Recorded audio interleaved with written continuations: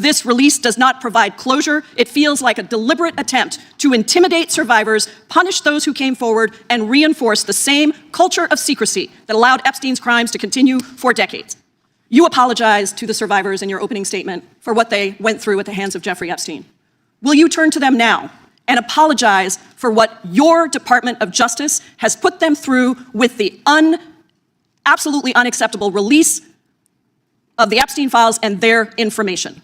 Congresswoman, you sat before, Merrick Garland sat in this chair twice. Attorney General Bondi, No, can I finish my answer? No, I'm going to reclaim my time because I asked you a specific question that I would like you to answer. Congresswoman Pramila Jayapal and Attorney General Pam Bondi faced off in a heated Capitol Hill showdown.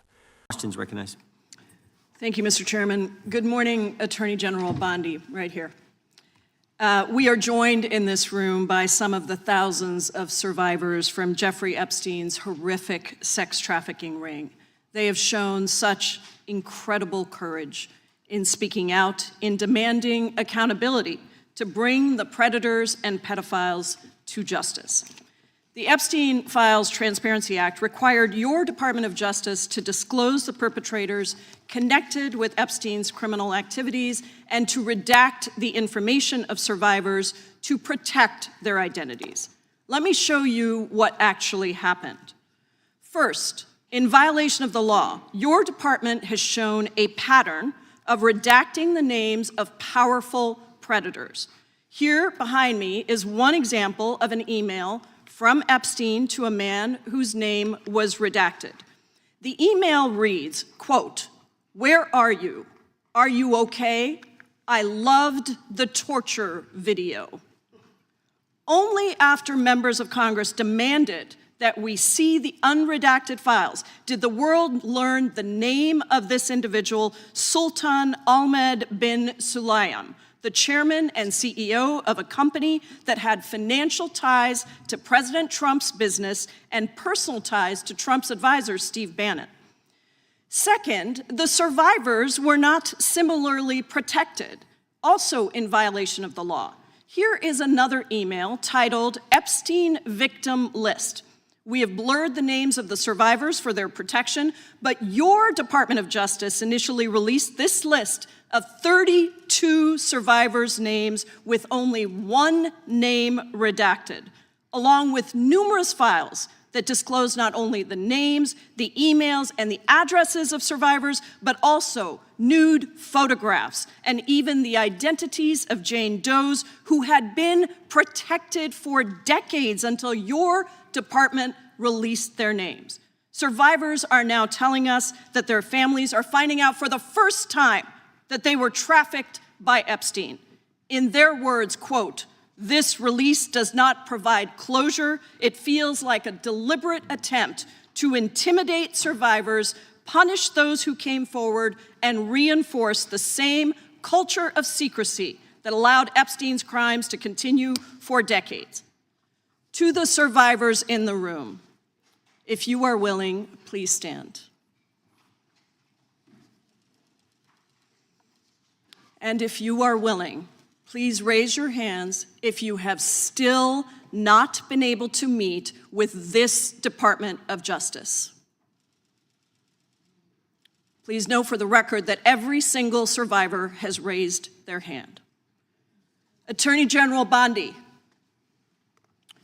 you apologized to the survivors in your opening statement for what they went through at the hands of Jeffrey Epstein.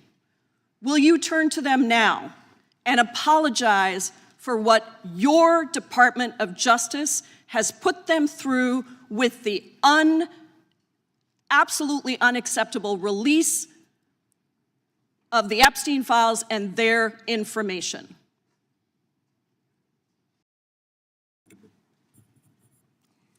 Congresswoman, you sat before, Merrick Garland sat in this chair twice.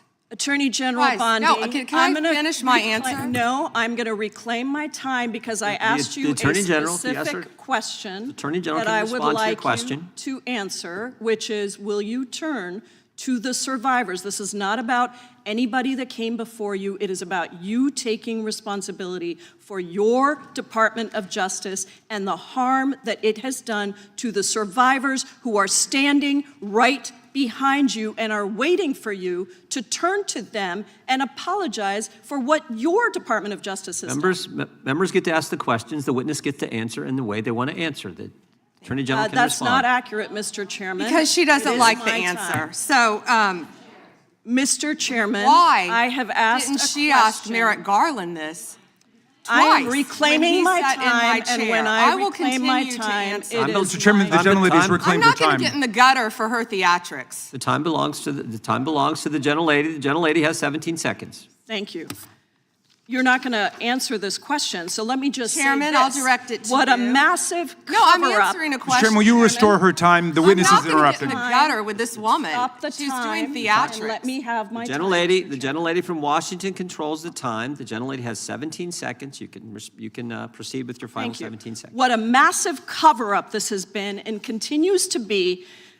Donald Trump made the release of the Epstein files the center of his political campaign because he thought it would benefit him. Then you got into office, Attorney General, claimed to have a client list, only Regular to order. then say that there was no list. Your deputy, Todd Blanche, met alone with Ghislaine Maxwell and transferred her to a minimum security prison. And now you continue the cover-up, and I wish that you would turn around to the survivors who are standing right behind you and on a human level Chairman, apologize The chair now to recognizes the chair. them and what you Unprofessional. have done. Time of the I gentlelady yield expired. back. The gentlelady, you have no time to yield back. Theatrics. We appreciate the thought. And I would argue the central issue in the last election, the presidential election, was securing the border. The gentleman from Arizona who knows something about securing the border is up for. What unfolded was more than a partisan clash. It was a confrontation over accountability, transparency, and the treatment of survivors tied to Jeffrey Epstein's trafficking network. Jayapal accused the Department of Justice of violating the Epstein Files Transparency Act by redacting the names of powerful individuals while allegedly failing to adequately protect victims' identities. She argued that sensitive details, including names, emails, and even images, were released in ways that re-traumatized survivors and exposed families to painful revelations. Bondi attempted to shift the focus to prior leadership at the Justice Department, but Jayapal pressed for a direct apology to the survivors present in the room, many of whom raised their hands when asked if they had been unable to meet with federal officials. The exchange highlights a broader legal and ethical debate, how governments balance public disclosure with victim protection, and whether political promises about transparency can collide with the real-world consequences for those already harmed. At its core, the moment underscored the human cost behind highly publicized investigations and the unresolved tensions surrounding Epstein's powerful connections. Smash that like and share button, subscribe for more in-depth coverage, and stay informed as this story continues to unfold. Accountability is not a headline, it is a test of leadership.